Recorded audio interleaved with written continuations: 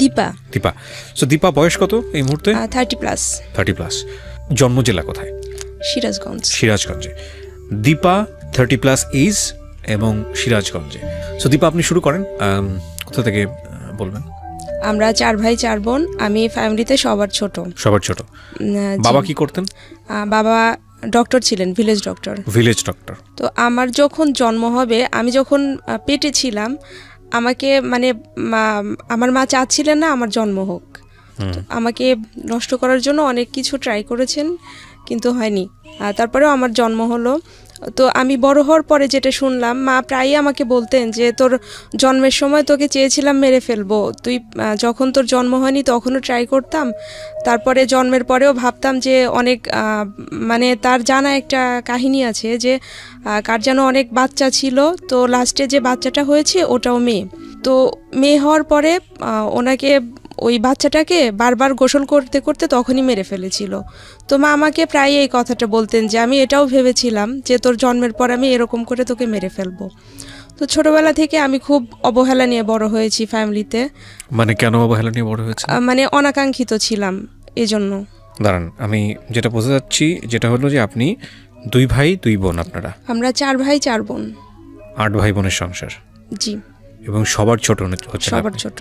অনাকাঙ্ক্ষিত ছিলেন, যে কারণেই মানে আপনি সবার ছোট, যেহেতু অনাকাঙ্ক্ষিত চাননি, আপনার মা চায়নি আপনি হন, যে কারণে আপনার প্রতি আচরণটা ভালো ছিল না। আচরণটা ভালো ছিল না, কিন্তু আমার বাবা নাকি আমাকে ভালোবাসতেন।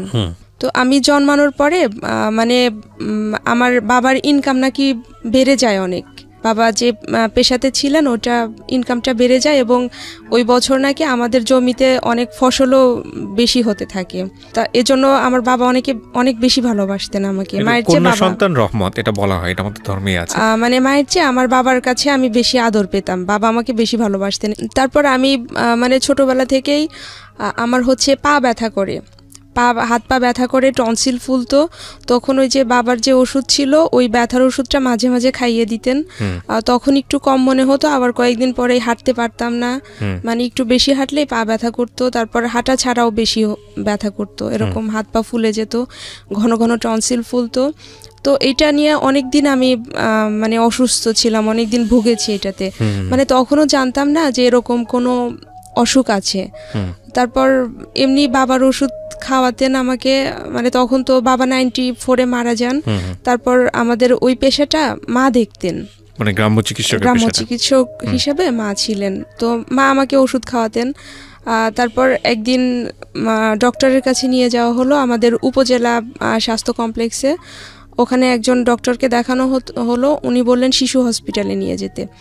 তো ওখানে যাওয়ার পরে ব্লাড টেস্ট করা হলো, উনি বললেন যে রিউমেটিক ফিভার। এবং ওইটা এমন একটা পর্যায়ে চলে গেছে, মানে জীবাণুর মাত্রাটা এত বেশি যে ডাক্তার বলছেন যে এর আগে কোনো পেশেন্টের শরীরে এতটা জীবাণু পাননি আমার যতটা পেয়েছিলেন। ওকে। তো ওখানে 5 বছর ট্রিটমেন্ট করা হয়। বয়স কত তখন আপনার? আমার বয়স কত আমার মনে নেই। আপনি স্কুলে পড়তেন ওই সময়টাতে? স্কুলে পড়তাম বা পড়ার আগে থেকেই তো অসুস্থ শুরু হয়ে গেছে, তার ওই অবস্থায় আপনি স্কুলে যেতে হয়েছে? জি। তারপর আমি ওখানে ট্রিটমেন্ট করতে থাকি।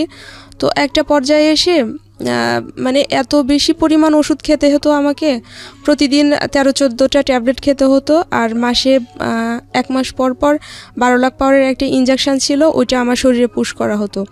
এবং ওই ইনজেকশনটা এত বেশি পাওয়ারফুল ছিল যে 1 মাসে যে পাশে নিতাম তারপরের মাসে ওইটা অন্য পাশে নিতে হতো, কোমরে ওইটা ইউজ করা হতো, পুশ করা হতো। তো ওইটা যদি পরপর 6 বার এক পাশে পুশ করা হতো তাহলে ওই সাইডটা পঙ্গু হয়ে যেত, মানে এতটাই পাওয়ারফুল ছিল ওইটা। তো আমার ট্রিটমেন্ট করা হচ্ছে, কোনোভাবেই কোনো কাজ হচ্ছে না, ধীরে ধীরে বেশি হয়ে যাচ্ছে। তো আমি তো তখন ক্লাস 3 থেকে আমি প্রাইমারি স্কুলে ক্লাস 3 পর্যন্ত পড়াশোনা করেছি। তারপর আমাদের গ্রামে মাদ্রাসা ছিল, আমাকে মাদ্রাসায় দেওয়া হলো, ক্লাস 4-এ ভর্তি করে দেওয়া হয়েছিল। তো আমি মানে ধীরে ধীরে পড়তাম, কোনো কিছু মনে রাখতে পারতাম না। ওষুধ খাওয়ার জন্য আমি ওই মানে পড়াশোনা করছি, খুব আগ্রহ ছিল আমার। আমি যখন পড়তে বসছি হয়তো একটা লাইনের শুরুতে পড়তাম, পরে লাইনের শেষে যে ফার্স্টের কি ছিল ওইটা আমি বলতে পারতাম না, মানে আমার কোনো কিছুই মনে থাকতো না। আচ্ছা। আর তখন মানে আমার মনে আছে আমি যখন ক্লাস 8-9-এ পড়ি, 8-এ পড়ি যখন, তখন মানে আমাদের যে উপজেলাতে যে ডাক্তারকে দেখানো হতো উনি বলেছিলেন যে আমার 2টো কিডনি এবং হার্টের ভাল্বটা একদম ড্যামেজ হয়ে গেছে। আর ওই সময়টা আমাদের গ্রামের অনেকেই রিউমেটিক ফিভারে মারা যায়। তো ভাইয়া তখন, বড় ভাইয়া ঢাকাতে জব করেন, ভাইয়া একদিন বাড়ি গিয়েছেন, মা তখন খুব কান্নাকাটি করছেন যে ওর এরকম অবস্থা, অনেকেরই তো শুনেছি ঢাকাতে নিয়ে ট্রিটমেন্ট করে ভালো হয়েছে, তো ওকে একবার ঢাকাতে দেখানো যায় না। তারপর ভাই আমাকে ঢাকাতে নিয়ে আসেন 99-এ। আচ্ছা। তারপর ঢাকাতে আমার ট্রিটমেন্ট শুরু হয়। আমার উপজেলাতে 5 বছর ওখানে ট্রিটমেন্ট করার পরে যখন একদমই খারাপ অবস্থা, কোনোভাবে ডেভেলপ হচ্ছিল না, তখন আমাকে ঢাকাতে নিয়ে এসে ট্রিটমেন্ট শুরু হয়। তারপরে এখানেও সেম অবস্থা, আমার অনেক ওষুধ খেতে হতো এবং প্রতি মাসে আমাকে ইনজেকশন নিতে হতো। আর প্রতি মাসে আমাকে এখানে চেক আপ করানো হতো। তো ভাইয়া প্রতি মাসে আমাকে ওষুধ কিনে দিতেন এবং মাস শেষে যদি কোনো একটা ওষুধ কিনতে হতো, মাকে যদি বলতাম যে মা আমার ওষুধটা শেষ হয়ে গেছে, আমার ওষুধ কিনতে হবে, মা খুব রাগারাগি করতেন, বলতেন যে এত মানুষ মারা যায়, তুই মরতে পারিস না, তোর জন্য আমার সংসারে কোনো আয় উন্নতি হচ্ছে না, তোর পিছে যত টাকা খরচ করি এটা যদি আমি জমা করে রাখতাম তাহলে আমার অনেক কিছু করতে পারতাম আমি এই টাকাটা দিয়ে। উইথ ডিউ রেসপেক্ট, আমি এখানে একটা কথা বলি, মাদেরকে নিয়ে দুনিয়াতে আসলে কোনো আলোচনাই হয় না, সমালোচনাই হওয়া উচিত না। এটা মারা যে খুব ইন্টেনশনালি করেন তাও না, তবে এটা ঠিক যে এটা ইম্প্যাক্ট ক্রিয়েট করে, কারণ ওই বাচ্চা কিন্তু ওই সময় বোঝার কথা না, মা হয়তো রাগে কষ্টে অন্যান্য চাপের কারণে এই ধরনের কথা বলে ফেলেন, কিন্তু এটা ঠিক যে আমরা তো সবাই বড় হয়েছি, আমরা ওই বয়সটাকে যদি একটু বোঝার চেষ্টা করি যে মা আমাকে কেন এরকম ব্যবহার করবে, মা আমাকে কেন এই কথাটা করবে। ছোটবেলায় মার হাতে মার খায়নি এরকম বাচ্চা খুব কমই আছে, হ্যাঁ, কিন্তু ওই যে মার খেলে যে নিজের ভিতরে এক ধরনের খারাপ লাগাটা তৈরি হয় বা এটা খুব এক্সট্রিম লেভেলে যে খুব বড় রকমের একটা ইম্প্যাক্ট তৈরি করতে পারে, এইটাও একটু মাদেরকে চিন্তা করতে হবে এবং প্যারেন্টাল সাইড থেকেও একটু চিন্তা করা উচিত। হ্যাঁ, কিছু কিছু বাচ্চা থাকে একবার বিয়ন্ড কন্ট্রোল, অনেক সময় দেখা যায় কিছু বলা যাচ্ছে না, তখন রাগে ক্ষোভে অনেক ধরনের বাজে কথা বলে ফেলে এবং যেটা হয়তো তার মনে একটা ইম্প্যাক্ট তৈরি করে। তবে এটা ঠিক যে আপনি যেটা বলছেন সেটা খুব দুঃখজনক, তবে আমি কেন জানি বলতে চাই যে আসলে মা তো মা হয়তো ওইটা মিন করে বলেননি, যাই হোক বলেন তারপর।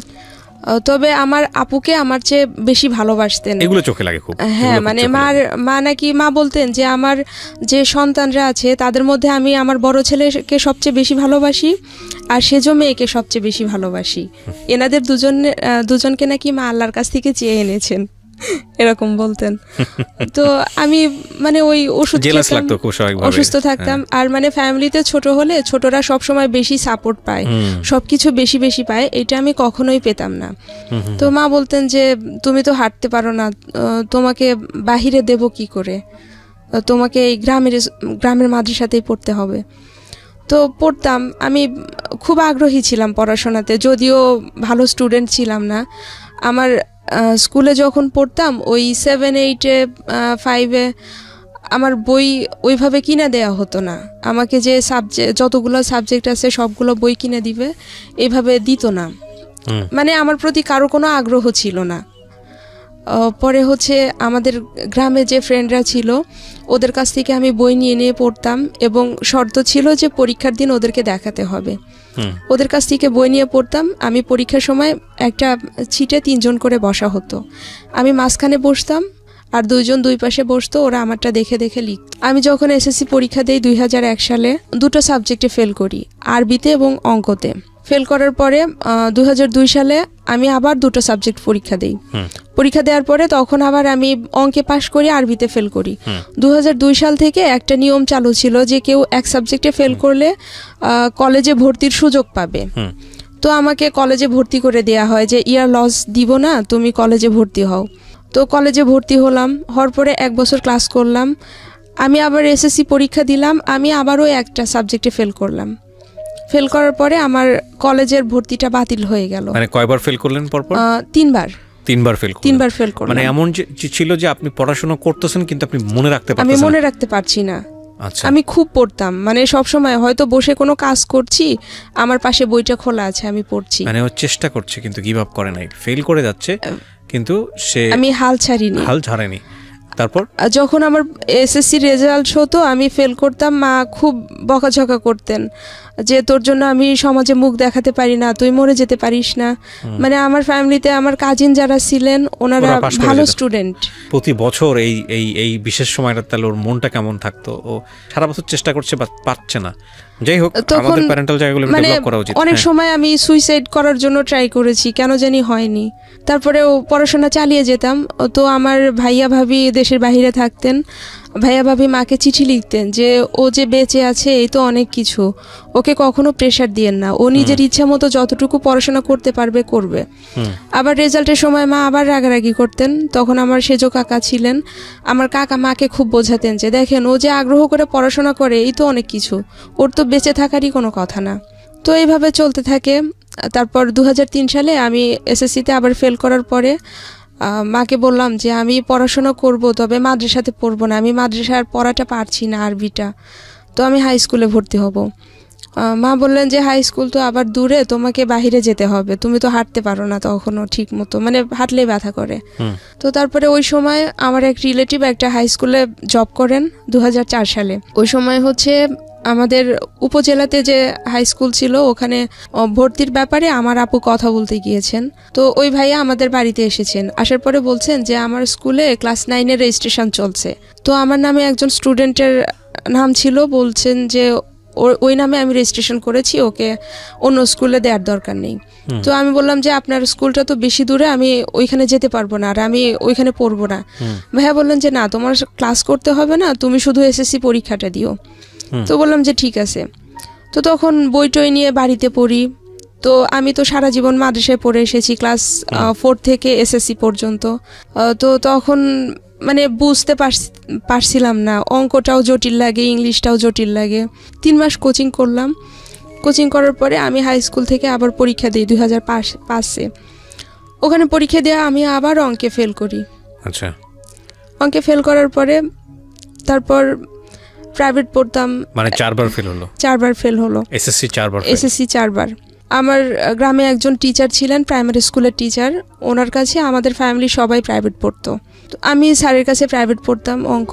উনি আমাকে এমনভাবে অঙ্ক করাতেন, আমি কিছু না বুঝলেও ওই মুখস্থ করে ফেলতাম অঙ্ক করতে করতে। ওকে। তো এইভাবে আমি 2006 সালে এসএসসি পাশ করি। আপনি শেষমেশ পাশ করলেন? শেষমেশ 5 বারের বার গিয়ে না 6 বারের বার? 5 বারের বার। 5 বারের বার। আচ্ছা, 5 বারের বার আমি এসএসসি পাশ করি। তো এসএসসি পাশ করার পরে আমার কখনো মনে হয়নি যে একবার ফেল করি, 2 বার ফেল করছি, লেখাপড়া বন্ধ করে দেই, 3 বার ফেল করেছি? না, আমার এটা মনে হতো না। সবাই যখন আমাকে নিয়ে হাসাহাসি করতো, গ্রামের অনেকেই বলতো যে ও জীবনে কোনোদিন পাশ করতে পারবে না, ও যদি কখনো পাশ করে আমার হাতের তালু দিয়ে গাছ বের হবে। একটা জিনিস মনে রাখবেন, এই মেয়েটা যে চেষ্টাটা করছে, এই চেষ্টাটা কারণে সে 5 বার পর্যন্ত যেতে পেরেছে। এটাকে যেন আমরা বড় করে দেখি, 1। আর 2 নম্বর হচ্ছে যে ও যে উইকনেস ফেলটা করছে, এই ফেলটার কারণটা হচ্ছে হলো ওর ছোটোবেলায় যে বিশাল রকমের একটা অসুখ হয়েছিল, সেই অসুখটা, এবং যার কারণে ওর মেমোরিটা লাস্ট করে না। মানে পড়ছে, কিন্তু পড়তে গেলেও সারাদিন পড়ছে কিন্তু মনে রাখতে পারে না। ও যেটা বলছিল একটু আগে, যে একটা বাক্য পড়ে শেষ মাথায় আসতে আসতে বাক্যের প্রথমে কি আছে সেটা আমি মনে রাখতে পারি না। যাই হোক, সেখানে আসলে কারোরই কোনো কন্ট্রিবিউশন ছিল না, নট ইভেন ফ্যামিলি। ও নিজের চেষ্টায় 5 বারের গিয়ে ও পাশ করেছে। তারপর আমার ভাবি বললেন যে তুমি এবার এসএসসি পাশ করলে তুমি কি পড়বা? মার ইচ্ছা ছিল ডিপ্লোমাতে ভর্তি করবে। তা আমি বললাম যে মা, আমার তো সাহিত্য নিয়ে অনার্স করার ইচ্ছে, আমি যদি ডিপ্লোমা পড়ি আমি অনার্স করতে পারবো না। আমি কলেজে ভর্তি হই। ওই ফার্স্টে ফেল করার পরে যে কলেজে ভর্তি হয়ে আমি কলেজ থেকে বের হয়ে আসি, আমি এসএসসি পাশ করার পরে ওই কলেজে আবার ভর্তি হই। ভর্তি হওয়ার পরে ওই কলেজে পড়াশোনা করতাম। আগে যে স্যাররা ছিলেন 2002 সালে 2006 সালে ওই স্যাররা আছেন। তো অনেকেই তাকিয়ে থাকেন, আমার তো আগের কাহিনীটা অনেক স্যারই জানেন। তো ওই কলেজে একজন ইংলিশ টিচার ছিলেন, উনি ভীষণ ভালোবাসতেন আমাকে এবং অনেক উৎসাহ দিতেন সব কিছুতেই। উনি চাইতেন আমি ভালো কিছু করি। আর আমি ছোটবেলা থেকেই লেখালেখি করতাম, কবিতা লিখতাম। আর আমি যতবার রেজাল্ট খারাপ করেছি, এসএসসিতে ফেল করেছি, দেখা যেত তখনই আমি একটা না একটা কবিতা লিখতাম যে আমি ফেল করেছি, আমাকে হার মানা যাবে না, আমি যেন আরো ভালো কিছু করতে পারি, এটা নিয়ে আমি কবিতা লিখতাম। তো আমি যখন 2008 সালে এইচএসসি পাশ করি, আমি অ্যাডমিশন দেই অনার্সে ভর্তির জন্য। তো তারপর আমি যখন ফার্স্ট অ্যাডমিশন দেই তখন আমি অনার্সে চান্স পেয়ে যাই, কিন্তু আমার ফ্যামিলি থেকে আমাকে ভর্তি করে না, আমাকে বাহিরে রাখবে না, আমাকে অনার্সে পড়াবে না।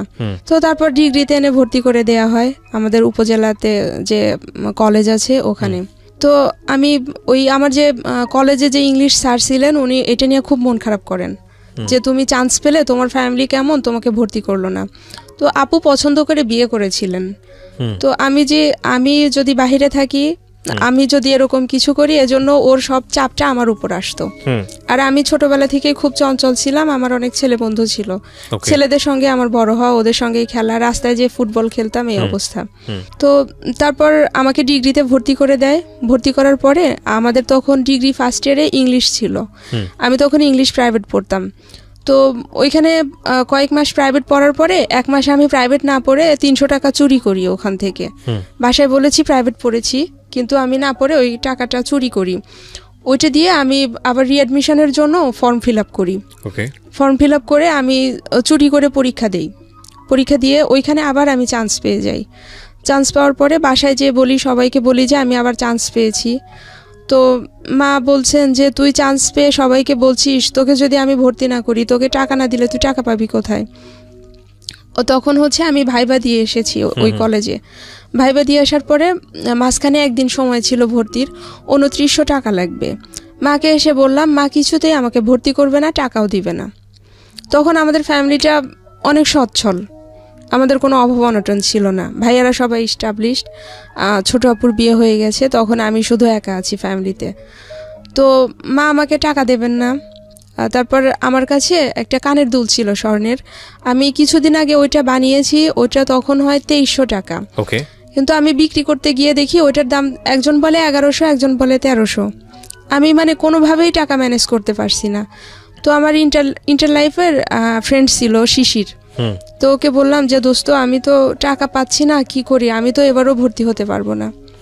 আমার ফ্রেন্ড রাস্তায় যে মানুষের কাছ থেকে টাকা তোলে আমাকে ভর্তি করার জন্য। 2900 টাকার বোধহয় 200 না 300 টাকা কম ছিল এই ফর্ম অনার্সে ভর্তি করার জন্য। এটা আপনার ফ্যামিলি সামর্থ্য ছিল না? না, আমার ফ্যামিলি আমাকে ভর্তি করবে না। ওই যে আমার আপু সামর্থ্য ছিল কিন্তু আপনাকে দেবে না। তারপর ও আমাকে ফোন করে যে দোস্ত 200-300 টাকা কম আছে, কি করবি? তখন বললাম যে প্রবলেম নেই, ওই কলেজে একজন নেতা ছিলেন যে উনি আমার পরিচিত, ওনাকে বললে হয়তো কাজ হবে। তখন আমি ফোনে কথা বলছি, মা তখন ওইটা শুনতে পেয়েছেন। মা শুনে বলছেন যে তুই কার কাছে টাকা নিচ্ছিস? তো বলতেছে যে তুই ওর কাছ থেকে টাকা নিচ্ছিস, এইটা দিবি কিভাবে? আমি বলছি যদি কোনোদিন শোধ করতে পারি করব, না হলে আমি করব না। তারপর মা তখন বলছে যে ওর কাছ থেকে টাকা নিতে হবে না, আমি তোকে টাকা দিব, তবে একটা শর্ত আছে। তো বললাম কি শর্ত? মা বলছেন যে তুই কোনোদিন ভার্সিটিতে ক্লাস করতে পারবি না। কেন চাচ্ছিল না যে আপনি ক্লাসে যান? ওই যে বললাম না যে আপু রিলেশন করে বিয়ে করেছিলেন। তো আপনার মায়ের ধারণা ছিল যে আপনি? শুধু মায়ের ধারণা না, আমাদের ফ্যামিলি সবার ধারণা ছিল ভার্সিটিতে গেলে প্রেম করবে। হ্যাঁ, ভার্সিটিতে গেলে প্রেম করবে। আর আমার আপু অনেক ভদ্র ছিলেন, খুব কম কথা বলতেন, ওকে সবাই খুব বিশ্বাস করতো। আর আমি খুব চঞ্চল ছিলাম, আমাকে কেউ বিশ্বাস করতো না। বললাম যে ঠিক আছে, তুমি আমাকে অন্তত ভর্তিটা করে দাও, আমি কোনোদিনও ক্লাস করব না, আমার শুধু একটা ইচ্ছেটা পূরণ হোক যে আমি অনার্সে ভর্তি হয়েছি। তারপর ভর্তি হলাম। ভর্তি হওয়ার পরে এখন কলেজে যাব, কলেজে যেতে দেবে না, যে সপ্তাহে একদিন যাই, একদিনে 100 টাকা দিত, যে ঠিক আছে তুমি যাও। সকালে আমাদের বাড়ি থেকে আমাদের উপজেলাতে যেতে 1 ঘন্টা সোয়া ঘন্টা সময় লাগতো, এবং ওখান থেকে একটা বাস যেত আমাদের জেলা শহরে, ওইটা সকাল 7:10, এবং ওই সকাল 7:10 বাসটা ধরার জন্য আমার বাড়ি থেকে আমাকে ভোর 4:45 বের হতে হতো। তো আমি রাত্রে 3:30টার দিকে উঠতাম। আমার সেজো ভাবি ছিলেন, ওনার অবদানটা আমি কোনোদিনও শেষ করতে পারবো না, আমার প্রতি ওনার যে অবদান, আমি ওনার কাছে চিরঋণী। তো ভাবি ওই 3:30টায় উঠে আমার জন্য রান্না করতেন, রুটি বানাতেন, সবকিছু করে দিতেন। তো আমি তখন ওই ভোর 4:45টায় বাড়ি থেকে বের হতাম, ক্লাসে যেতাম, 2-1 মিনিট লেট হলে স্যার ক্লাসে ঢুকতে দিতেন না। আচ্ছা। তো স্যারকে একদিন বললাম, স্যার আমি তো দূর থেকে আসি, আমাকে যদি ক্লাসে না ঢুকতে দেন আমার প্রবলেম হয়ে যাবে। তো এরপর ক্লাসে গেলে স্যার ঢুকতে দিতেন। আচ্ছা। তো অনার্স ফার্স্ট ইয়ার যখন ফাইনাল এক্সাম, মাকে বললাম যে আসলে এইভাবে তো সম্ভব হচ্ছে না, সপ্তাহে একদিন ক্লাস করে আমি তো রেজাল্ট খারাপ করব, তো আমাকে ওখানে থাকতে দিতে হবে। তো ভাইয়াদের সাথে কথা বললেন, মানে শর্ত একটাই ছিল, ফাইনাল এক্সাম শেষ হলে চলে আসতে হবে। 3 মাসের জন্য আমি ওখানে একটা বাসায় যেয়ে উঠি। ওঠার পরে ওখানে 3 মাসের জন্য উঠি। আমার বেড টেড কোনো কিছু কিনতে দিবে না বাসা থেকে, শুধু একটা তোষক নিয়ে যাই, তোষক, বালিশ টালিশ এগুলো। তারপর মাসে আমাকে 1500 টাকা দিত, ওইটা দিয়ে চলাটা খুব টাফ হয়ে যেত। তারপরেও থাকতাম, দেখা যেত যে একদিন ডাল রান্না করলে ডালটা যদি বেশি টেস্ট হতো ওইটা তাড়াতাড়ি শেষ হবে, আমি ওইটার মধ্যে পানি ঢেলে দিতাম। তারপর অনেক সময় আমার বাজার করার টাকা থাকতো না, 1 দিন 2 দিন না খেয়ে থাকতাম। মানে রুমমেটরা ভালো ছিল, পাশের রুমে যারা ছিল তারাও ভালো ছিল, ওরা যখন বুঝতে পারতো আমাকে খেতে দিত। আর ফ্লোরিং করে থাকবো, ওরা ফ্লোরিং করতে দিত না, ওদের বেডে থাকতাম। এভাবে থাকতে থাকতে একদিন একজন বলেই ফেললো যে তোর তো কিছুই নেই, থাকিস আমার বেডে, টেবিল ইউজ করিস আন্টিরটা, তুই আসলে কি এরকম। তারপর মানে খাওয়া দাওয়ার জন্য অনেক সময় কথা শোনাতো যে তুই তো জীবনে কোনোদিন মাছ কিনিস না, সবসময় শুটকি খাস। তো এইভাবে আমি অনার্স ফার্স্ট ইয়ার এক্সামটা কমপ্লিট করি। তখন বাসা থেকে বলে যে চলে আসো, আর ওখানে থাকতে হবে না। তারপরেও আমি জোর করে থাকি। তারপর আমি এক্সাম হলে বসে আছি, মানে খুব শক্ত করে সব কিছু ধরে আছি যেন কেউ বুঝতে না পারে। তো ওরকম থাকতে থাকতে খাতা দিয়েছে, আমি কোনো রকম নামটা লিখে সব কিছু ফিল আপ করেছি। তারপর আমার খিঁচুনি উঠে যায়, আমি আর নিজেকে কন্ট্রোল করতে পারি না, ওখানেই অসুস্থ হয়ে পড়ি। তারপর আমাকে ধরে নিয়ে বাহিরে নিয়ে অনেকক্ষণ মাথায় পানি টানি ঢালা হয়, ডাক্তার নিয়ে আসার পরে ডাক্তার ওষুধ দেয়, বোধহয় ইঞ্জেকশনও দিয়েছিলেন। পরে আমাকে বলেন যে বেডে এক্সামটা দাও। এমনিতেই ওই দিনের ওই সাবজেক্টটা অনেক হার্ড ছিল, তারপরে অসুস্থ, যদি বেডে দেই তাহলে তো আরও খারাপ হবে। পরে আমি 4 ঘন্টার মধ্যে 1.5 ঘন্টার বেশি লিখতেই পারিনি। তারপরে কোনোভাবে আমি এক্সামটা শেষ করি। এক্সাম শেষ করে যখন বের হই, ওই কলেজের ভাইস প্রিন্সিপাল স্যার ছিলেন। তো স্যার আমাকে ডেকে বলছেন যে তোমার মানসিক প্রবলেম কবে থেকে। আমি বললাম স্যার আমার তো মানসিক প্রবলেম নেই। স্যার বললেন যে আমি সবই জানি, এই প্রবলেমটা আমারও ছিল। তো উনি ঢাকা মেডিকেল কলেজের এক ডক্টরের অ্যাড্রেস দিলেন। উনি আমাকে বললেন যে কালকে এক্সাম নেই, তুমি ঢাকায় চলে যাও, ওনাকে দেখাও, তোমার যে অবস্থা তোমার আরও খারাপ কিছু হবে। তো আমি ঢাকাতে আসি, ওইখানে ডাক্তার দেখাই। দেখানোর পরে ধীরে ধীরে এতটাই বেশি হয়ে যায় যে আমি মানে রুমে থাকলে একা থাকতে পারতাম না। যখনই একা হতাম তখনই সুইসাইড করার ইচ্ছে করতো। তারপর আমি ওড়না পরতে পারতাম না, ওড়না দেখলেই মনে হতো যে আমি ওড়না নিয়ে ফাঁসি নেই। যখন আমার ওরকম খারাপ লাগতো, আমার রুমের যত কাপড়, ওড়না জাতীয় যত কিছু আছে আমি নিয়ে পাশের রুমে রেখে আসতাম।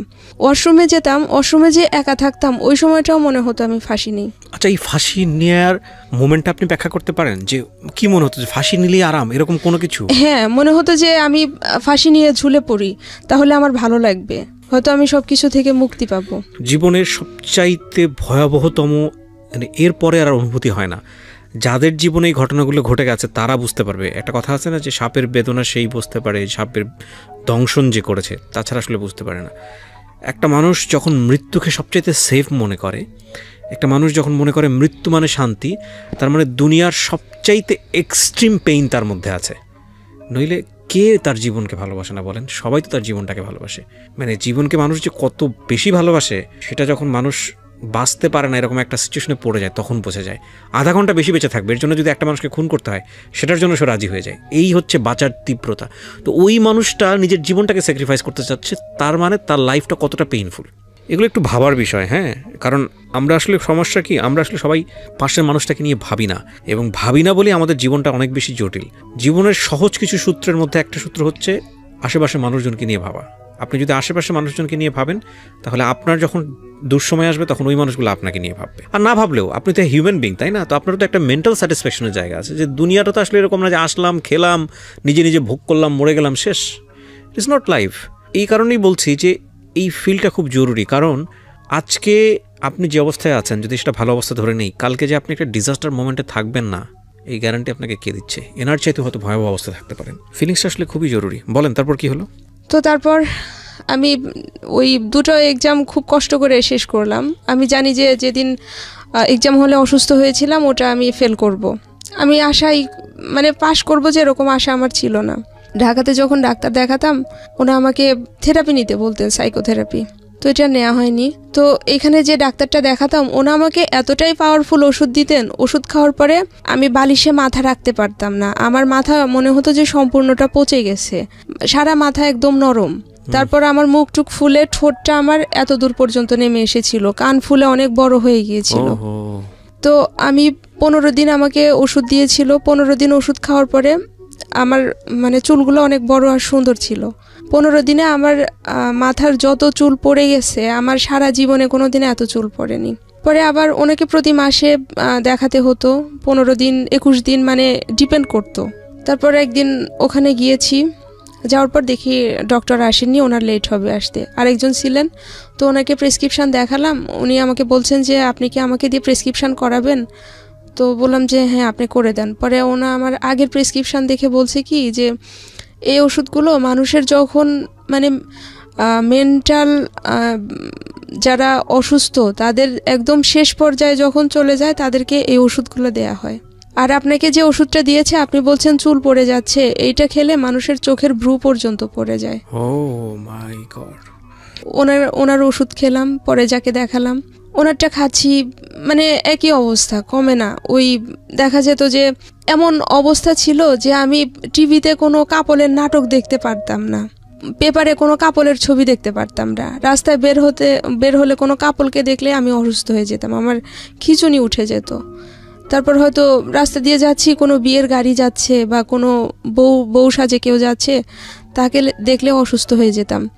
এজন্য যখন ওখানে থাকতাম ওই বাসাতে, আমি শুক্রবারে সব ফ্রেন্ডরা মিলে ঘুরতে যেতাম, আমি শুক্রবারে বের হতাম না। ওই দিন হচ্ছে বিয়ে টিয়ে বেশি থাকতো, বিয়ের গাড়ি টাড়ি সাজালে ওইটা দেখলে আমি অসুস্থ হয়ে পড়তাম।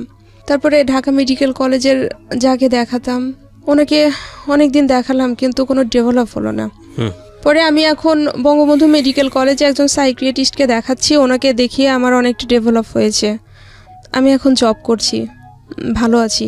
জবটা কবে হলো আপনার? জবটা হয়েছে আমার 2018 নভেম্বরের 15 তারিখে।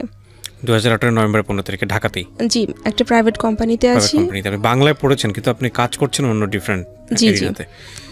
তো নিজেই আর্ন করছেন, নিজের সংসার চালাচ্ছেন, নিজের যে সংসার বলতে পারেন ব্যাচেলর লাইফ। জি জি, বিয়ে শাদী হয়নি এখন পর্যন্ত? জি না। আপনার গল্পটা আপনি কেন বললেন রেডিওতে? আসলে আমি বললাম এই জন্য যে একজন মানুষ চাইলে অনেক কিছু করতে পারে, তার আত্মবিশ্বাস এবং তার পরিশ্রম থাকতে হবে। যে আমি কিন্তু হার মানিনি, আমি এসএসসিতে 4 বার ফেল করে 5 বারের এসএসসি পাশ করেছি। আমি অনার্স করেছি, মাস্টার্স করেছি, এবং যখন অনার্স ফাইনাল পরীক্ষা দেয় তখন আমি মানসিকভাবে অসুস্থ ছিলাম, ভয়ঙ্কর অসুস্থ। মাস্টার্সে যেও আমার সেম অবস্থা, আমি অনেকবার সুইসাইড অ্যাটেম্প্ট করতে গিয়েছি, আমি সহ্য করতে পারতাম না। তারপরে আমি কিন্তু হার মানিনি। আমিও চাই যে আসলে কেউ যাতে হার না মানে, কেউ যেন হার না মানে। আমি রাইট, বলেন প্লিজ। এবং আল্লাহ হচ্ছে সত্যি ধৈর্যশীল ব্যক্তিকে পুরস্কৃত করেন, আমার মনে হয় আমি তার চরম দৃষ্টান্ত। ডেফিনেটলি আমি সবসময় আপনাদেরকে যে কথাটা বলি, the real heroes are always unknown in the world. এই ভদ্রমহিলার কথা কিংবা ভদ্রমহিলার মতো যারা আছেন আমাদের সমাজে, তাদের কথা ইতিহাস কখনো লিখবে না। নাটক, মঞ্চ, কিংবা আমি যদি বলি সিনেমায় কিংবা ইতিহাসের বইয়ের পাতায়, মোটা বইয়ের পাতায় যাদের নাম স্বর্ণাক্ষরে লেখা হয়, তারা অনেক হাই প্রোফাইলের মানুষ, আমাদের জায়গা থেকে অনেক হাই প্রোফাইলের মানুষ। কিন্তু আমরা যারা, প্রত্যেকটা মানুষ যারা দেখছেন, যে মানুষটা এখানে বসে আছেন ইনক্লুডিং মি, আমাদের প্রত্যেকের লাইফেই কিছু না কিছু স্ট্রাগল আছে, কিছু না কিছু ব্যাপার আছে যেগুলা কোনো অংশেই তাদের থেকে কম নয়। আপনি মোটিভেশন নিতে পারেন আমাদের দীপার কাছ থেকে, কারণ দীপা হওয়া যায় জীবনে, দীপা হওয়া খুব সহজ। কিন্তু আপনি যদি ফ্লোরেন্স নাইটিঙ্গেল হতে চান, কিংবা আপনি যদি আরও বড় কোনো ফিগার হতে চান, যেটা আপনার ইতিহাসের বই থেকে, মোটা বই থেকে আপনি শিখেছেন, তাহলে জীবনটা অনেক দুর্বিষহ হতে যাবে, কারণ this is a very unique piece. কিন্তু এরকম দীপা সমাজে অনেক আছে, আপনি চাইলেই দীপা হতে পারেন। এরকম অনেক আছে আমাদের সমাজে, যাদেরকে আমি আমার জীবন গল্পে এনেছি, যারা নিজের জীবনটা যদি শুধু হাল ছেড়ে দিত তাহলে হয়তো পৃথিবী থেকে হারিয়ে যেত, কিন্তু হাল ছাড়েনি। এবং তাদের জায়গাটা থেকে স্বাবলম্বী জায়গায় আসাটা, এটা একটা ভয়ঙ্কর রকমের যুদ্ধ, এবং এই যুদ্ধ কোনো অংশেই বিশ্বযুদ্ধের চেয়ে কম নয় আমি মনে করি, কারণ নিজেকে উতরে যাওয়ার যুদ্ধ, এটা অনেক বড় যুদ্ধ। থ্যাংক ইউ, অনেক ভালো থাকেন আপনি। ধন্যবাদ। এই মানুষগুলোর হাতেই অনেক বেশি ক্ষমতা আসা উচিত, আপনার মতো মানুষের হাতে, কিংবা এই মানুষগুলোর হাতেই অনেক অনেক বেশি টাকা আসা উচিত। কেন বলেছি জানেন? কারণ আপনি বুঝতে পারবেন যে আপনার মধ্যে যে একজন ভিকটিম আছে তার কষ্টটা কি। প্রিয় শ্রোতা, আপনারা শুনছেন জীবন গল্প। আমি আরজি কিবরিয়া আপনার সঙ্গে রয়েছি। আমন্ত্রণ জানাচ্ছি জীবন গল্পের আরো একটি এপিসোডে। আমার সঙ্গে যিনি গেস্ট রয়েছে, চলুন তার সঙ্গে একটু পরিচিত হই। যে প্রথমে আপনার নাম এবং পরিচয়টা একটু বলুন। আমার নাম মোহাম্মদ সুলতান কবির। সুলতান কবির, জি। বয়স কত? বয়স 23 বছর। 23 বছর। জন্ম জেলা? জন্ম চুয়াডাঙ্গা জেলা, থানা জীবননগর, গ্রাম খয়ের হুদা। খয়ের হুদা, জি, খয়ের হুদা। সুলতান কবির, আমরা শুরু করি যেখান থেকে বলার, অ্যাজ ইউজুয়ালি যেটা হয় ছোটবেলা থেকে। বলুন আপনি। আমি জন্মগ্রহণ করেছি খয়েরুদা গ্রামে, অতি নিম্নবিত্ত পরিবারে। আসলে আমি জন্ম থেকে শারীরিক প্রতিবন্ধী বলতে যেটা বোঝে সেটা হচ্ছে যে আমি জন্ম থেকেই এক চোখ দিয়ে দেখি না। আমার জন্ম থেকেই এক চোখের সমস্যা। অ্যাকচুয়ালি যেটা বিষয় সেটা হচ্ছে যে আমি খুব কাছ থেকে জিনিসগুলো দেখি, আমি দূরের বিষয়গুলো মানে দূরের জিনিসগুলো দেখি না। আপনি কি আমাকে দেখতে পাচ্ছেন এখান থেকে? জি, একটু দেখা যাচ্ছে। হ্যাঁ। কালার বোঝেন আপনি? কালার? জি, কালার বুঝি, কারণ এই এখন যে আলোর যে প্রতিধ্বনিটা এটা আমার চোখে লাগতেছে, তো এই জন্য আসলে আপনাকে ক্লিয়ারলি বোঝা যাচ্ছে না, বাট বোঝা যাচ্ছে যে আপনার মুখটা একটু দেখা যাচ্ছে। জি। আমার বাবা তখন ভাঙাড়ির দোকানে কাজ করতো। আচ্ছা। তো আসলে সেই সময় ভাঙাড়ির দোকানে কাজ করে মানে তেমন আয় হতো না। তো যেটা বেশি সেটা হচ্ছে যে মানে এরকম মানে পজিশনটা আসলো যে আসলে আমার তো চোখের এই অবস্থা, কারণ আমাদের ফ্যামিলিতে এরকম চোখের কারো কোনো ধরনের কোনো সমস্যা নেই। তো এখন যেটা বেশি সেটা হচ্ছে তখন মানে এত করুণ অবস্থা ছিল যে আসলে মানে দেখানোর মতো, ডাক্তার দেখানোর মতো সেরকম ধরনের ক্যাপাবিলিটি বা মানে সেরকম ধরনের সুযোগ হয়নি আর কি। মানে আমাদের আসলে আর্থিক অবস্থা এমন ছিল সেই সময় যে আসলে আমি ডাক্তার দেখানো মানে আমি যে চোখের চিকিৎসা করবো সেটা তো দূরে থাক, আসলে অ্যাট দ্যাট টাইম আসলে আমার কোনো মানে সেরকম কোনো ফুড ছিল না, সেরকম মানে আমি যে জামা কাপড় যে পরিধান করব সেরকমও ছিল না, আমার কোনো প্রপার ড্রিঙ্কিং ওয়াটার ছিল না। আসলে সেই সময় ইলেকট্রিসিটিও মানে আমাদের পরিবারে ছিল না। অ্যান্ড ইভেন আমরা যেখানে থাকি আমরা একটা রুমে 4 জন শেয়ার করে থাকি। আমরা 2 ভাই বোন, আমার ছোট বোন আছে, এখন কলেজে পড়ছে, আমার মা, বাবা এবং আমরা 4 জন। ওকে। তো এখন এভাবে তো হলো যে আসলে চোখের চিকিৎসা হলো না। চোখের চিকিৎসাটা তো এটা ধরেন যে মানে বাদই দিলাম, যেখানে আসলে আমার ফুড নাই, যেখানে আমার শেল্টার নাই, বা যেখানে আমরা এক রুমে 4 জন বা 3 জন একসাথে শেয়ার করে আছি ছোট্ট একটা রুম নিয়ে, তো সেখানে আসলে চোখের চিকিৎসাটা মানে কি বলবো, সেখানে চোখের চিকিৎসাটা আসলে হয় না। এক ধরনের বিলাসিতাই বলা যায়। জি, অবশ্যই বিলাসিতা বলা যায়। বেসিক নিড কিন্তু বিলাসিতা। জি, অবশ্যই বিলাসিতা। তো আমার আসলে এই যে চোখের এই যে সমস্যা, আমি এটার কারণে আসলে মানে ছোটবেলা থেকে অনেক হীনমন্যতায় ভুগতাম, অনেক আসলে মানে ছোটভাবে নিজেকে দেখতাম আসলে, কারণ এটা আসলে সমাজের সোশ্যাল কনস্ট্রাক্টেড ক্যারেক্টারিস্টিক্স, আসলে সোশ্যালি কনস্ট্রাকশন যেটাকে বলে, যে আসলে আমি ধরেন এক জায়গাতে গেছি, তো সেখানে তারা আমাকে ট্রিট করছে কীভাবে, যে আমার এই যে চোখের সমস্যা, কেউ বলে কানা, কেউ বলে লুলা, বা কেউ ধরেন যে বলে মানে আসলে আমার যে হিউমিলেটিং যে ওয়ার্ড, এই ওয়ার্ডগুলো আসলে আমাকে শিখাইছে যে আমি ছোট, ওরা বড়, বা আমি আসলে মানে আমি ছোট, ওরা বড়, বা ওরা বড়, আমি ছোট। আসলে এই বিষয়গুলো না আমি নিজেকে সবসময় গুটিয়ে রাখতে চেষ্টা করতাম, আমি সবসময় হীনমন্যতায় ভুগতাম, আমার মন সবসময় ছোট হয়ে থাকতো, এই জন্য আসলে আমি মানে মিশতাম না সেভাবে, কারোর সাথে আসলে আমার মেশা হইতো না। তো আসলে মানে যখন মানে ছোটোবেলা যখন থাকে তখন সবাই আসলে খেলাধুলার জন্য এখানে যায় ওখানে যায়, বা হচ্ছে যারা সেম এজে যারা থাকে তারা এখানে যায় বা খেলাধুলা করে। বাট যেটা বেশি সেটা হচ্ছে যে আমি আসলে মিশতাম না, কারণ মিশতাম না, আমার ওই যে হীনমন্যতা ভুক্ত, মানুষ আমাকে কীভাবে ইভ্যালুয়েট করবে, মানুষ আমাকে কীভাবে জানবে, বা ও আমাকে কানা বলবে কিনা, বা ও আমাকে লুলা বলবে কিনা, এই বিষয়টা আসলে মানে কানা বা লুলা বললে কি মানে তখন ধরুন আমি কেটে দিতাম। সো একটা বিষয় হলো সেটা হচ্ছে যে মানে আমার ওখান থেকে মানে এই যে মানুষের সাথে যে মিশতাম না, বাট আমার আসলে কি মানে পড়াশোনার যে আগ্রহ, এটা আসলে ছোটোবেলা থেকে আমি আসলে অক্ষর বা এই যে বইগুলো আসলে আমাকে খুব টানতো, বা আমার আসলেই মানে অনেক বেশি আগ্রহ ছিল বইয়ের প্রতি।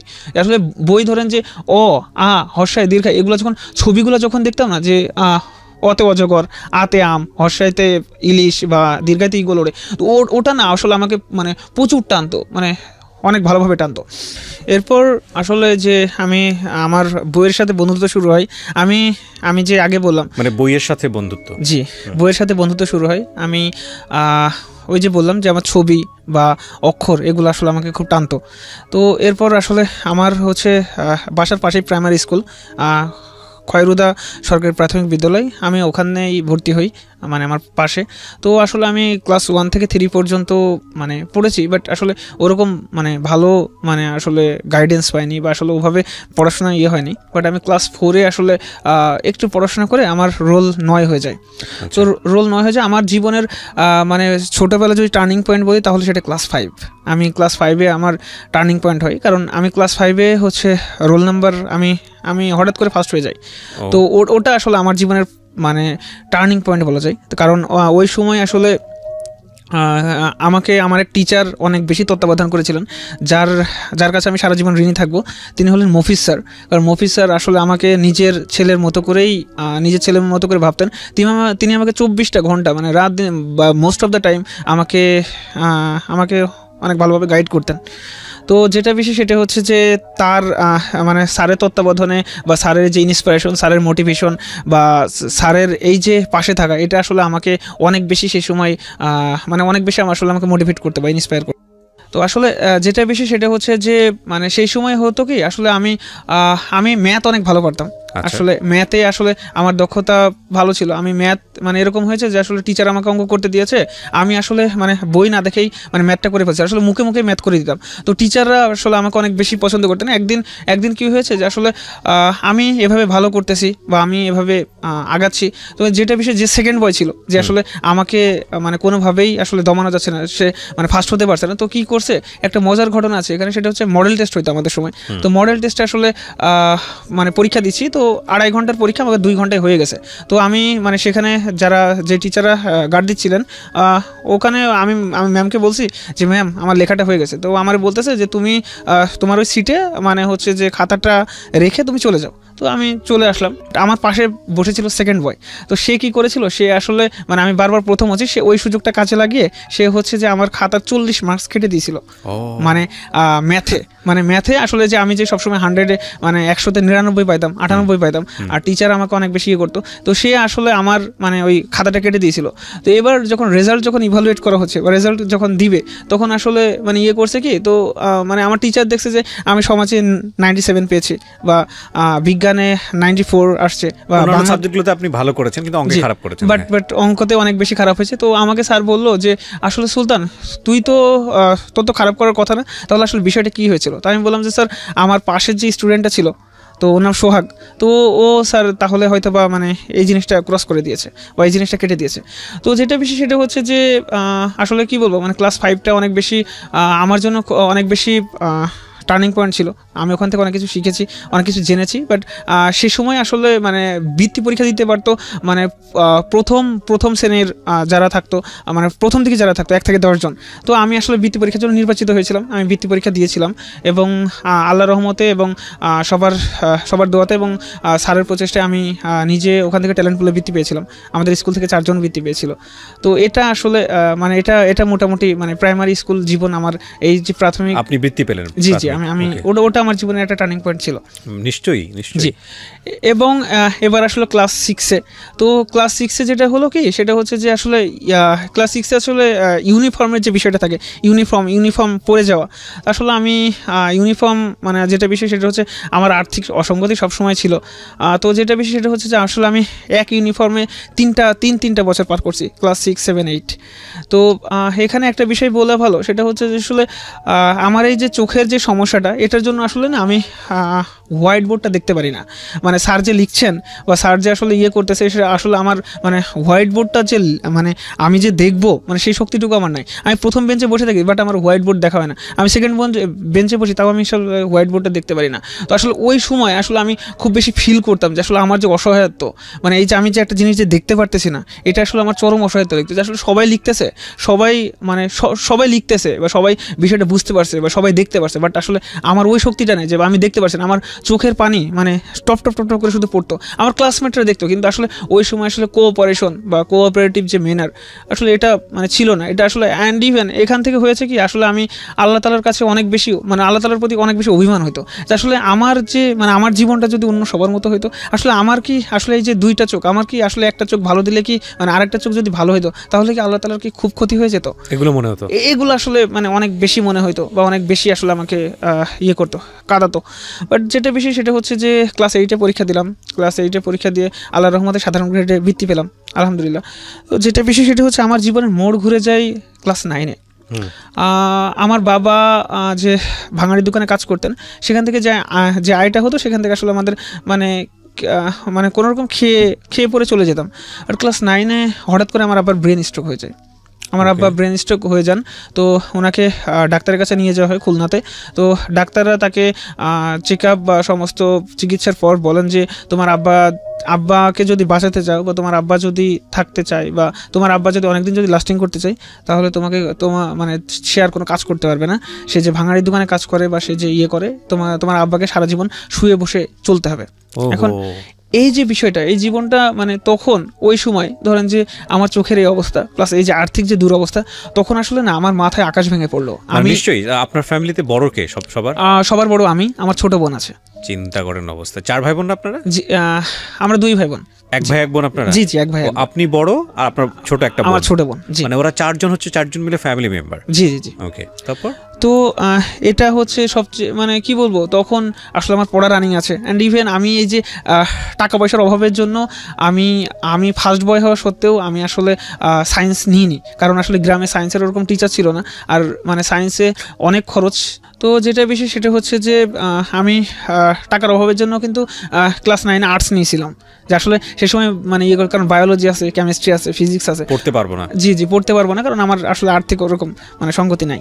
তো যেটা বিষয় হলো সেটা হচ্ছে যে তো আব্বুর এরকম অবস্থা। তো এখন আমার মা একটু শিক্ষিত, আমার মা এসএসসি পাস। তো সেই সময় আমার আম্মা বলল যে আসলে সংসারে তো এরকম দুরবস্থা, চল আমি আর তুই মিলে টিউশনই করি।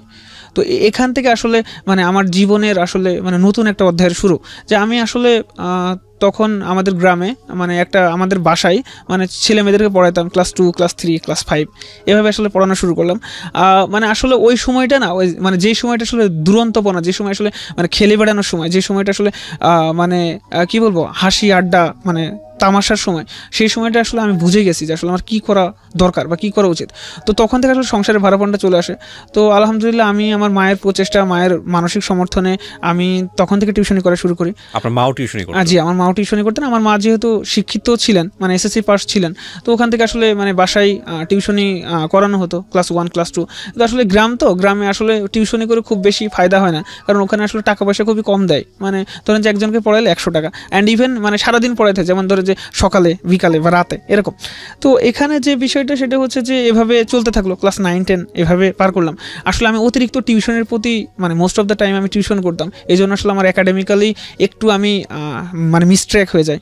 তো লেখাপড়ার দিকে, আপনার নিজের লেখাপড়ার দিকে সময় দিতে পারছেন? জি না, আমি নিজের লেখাপড়ার দিকে সময় আসলে দেওয়া হয়নি। তো এজন্য যেটা বেশি সেটা হচ্ছে যে আমার এসএসসি পরীক্ষা দিয়েছিলাম 2012-তে যশোর বোর্ড থেকে, মানবিক বিভাগ থেকে। তো ওখানে আসলে রেজাল্ট খুব বেশি মানে হয়নি, 4.44 আসছিল out of 5। G, out of 5 4.4 আসছিল। তো যেটা বেশি সবাই তো এটা 4.4 আসছিল। তো এরপর ভর্তি হলাম উথলি কলেজ, মানে আমার বাসা থেকে প্রায় 8 কিলোমিটার দূরে। আচ্ছা। তো উথলি কলেজে ভর্তি হলাম। ওই যে সংসারের যে একটা ভাড়াপন, এটা কিন্তু আমার মাথায় আছে। আমি কলেজে এজন্য আমি ক্লাস করতে পারতাম না, আমার কলেজের আসলে উপস্থিতির সংখ্যা খুবই কম ছিল। আমি আসলে মানে এদিকে ব্যস্ত ছিলাম যে আসলে আমার বাবাকে কীভাবে সাপোর্ট দিব, আমার ফ্যামিলিকে কীভাবে সাপোর্ট দিব, আমার সংসার কীভাবে চলবে। আমার ছোটো বোনটা পড়ছে, আমার ছোটো বোন আমার থেকে 6 বছরের ছোট, তো ও কীভাবে পড়বে। তো এই বিষয়টা আসলে সবসময় আমার মাথায় ঘুরঘুর করতো বা করতো। তো আসলে কলেজের একটা ইন্টারেস্টিং বিষয় আছে, কলেজে আমি ক্লাস করতাম না। তো অনেকদিন পর একদিন কলেজে গেছি, তো আমার ইংরেজি টিচার বলছে যে মানে অনেকদিন অ্যাবসেন্ট। তো সেদিন আসলে মানে বলছি যে স্যার মানে আমি অ্যাটেন্ডেন্স দিয়েছি। তো বললো যে আপনি তো অনেকদিন ক্লাস করেন না, কই থাকেন? বললাম স্যার বাসায়। তো স্যার মানে সেদিন অনেক অপমান করলেন, যে বললো যে সামনে একটা এক্সাম আছে, এক্সামটা দিয়েন। হ্যাঁ, তো যেটা বেশি সেটা হচ্ছে যে আসলে সেই সময় করলাম কি যে আসলে না, তাহলে এক্সামটা দিয়ে দেখি আসলে কি হয়। তো যেটা বেশি সেটা হচ্ছে যে এক্সাম দিয়েছিলাম, স্যারের ইংরেজি এক্সাম ছিল 80 মার্কসের। তো সেই সময় হলো কি স্যার সবার খাতা দিয়ে দিয়েছে। তো স্যার বললো যে আসলে এমন একজন ফার্স্ট হয়েছে বা এমন একজন আসলে মানে হায়েস্ট মার্ক পেয়েছে যে আসলে ক্লাস করে না বা তার কোনো অ্যাটেন্ডেন্স নাই বা সে সবসময় অ্যাবসেন্ট থাকে। সো সেই সময় স্যার যখন আমার নাম বলেন, আমি তো আসলে মানে অনেক বেশি হয়ে গেছি। তো স্যার আমাকে পুরস্কৃত করছিলেন বা স্যার আমাকে মানে অনেক বেশি সেদিন মোটিভেট করছিলেন। সো ওই দিন আসলে মানে ভেবেছিলাম যে আসলে না, আমার দিয়েও অনেক কিছু সম্ভব, আসলে আমিও অনেক কিছু করতে পারি। তো ফার্স্ট ইয়ারটা ক্লাস না করে এভাবেই চলছিল। কখনো প্রাইভেট পড়ার সামর্থ্য হয়নি। আসলে এই যে পরিবারের যে দুরবস্থা, প্লাস আমার যে আসলে আমার এই যে চোখের কারণে আমি এখান থেকে ওখানে মুভ করতে খুব ভয় পাইতাম। আর আমার বাবা মা খুব বেশি ভয় পাইতো যে আসলে আমি যদি অ্যাক্সিডেন্ট করি বা আমি যদি আসলে মানে আসলে এই যে আমার যে চোখের দুরবস্থা, এটা আসলে অনেক বেশি অ্যাকিউট ছিল সে সময়। তো যেটা বিষয় সেটা হচ্ছে যে আমি ইন্টারমিডিয়েট ফার্স্ট ইয়ারটা এইভাবে পার করলাম, এবার সেকেন্ড ইয়ারে আসলাম। তো সেকেন্ড ইয়ারে আমার এক ফ্রেন্ড বললো যে চল আমি তোকে নিয়ে যাবো সাইকেলে করে, বা আমি তোর সাথে থাকবো, তুই চল প্রাইভেট পড়ি। তো ওর কথাই বা ওর ইয়েতে আসলে মানে প্রাইভেট পড়তে গেলাম শহরে। তো ওখান থেকে আসলে বুঝলাম যে আসলে কম্পিটিশনটা কী জিনিস। মানে ওখানে যারা পড়তো সবাই অনেক মেধাবী ছিল বা সবাই অনেক মেরিটোরিয়াস ছিল।